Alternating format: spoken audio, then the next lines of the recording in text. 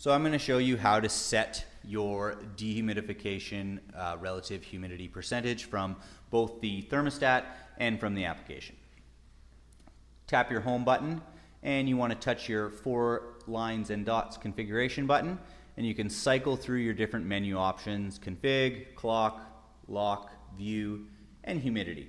We want to set our humidity, so we're going to push our white enter arrow button, and it's going to read off in the large number the actual relative humidity around the thermostat.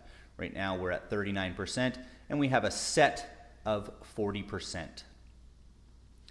We can adjust that up as high as 95% and as low as 5%. Once you've completed that, push your home button and you'll enter back into the main screen. Now, even simpler from the app, you push your settings button at the top, the gear cog, and you're going to find the set point of humidity. You click your humidity, and it'll read your current room humidity in percentage and your set humidity in percentage. To adjust your set humidity, simply click on it, and it'll give you a range between 95 and 5%.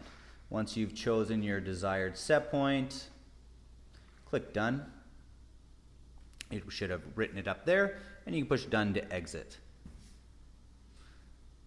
Click back to go back to your main set point. And now you've set your humidity.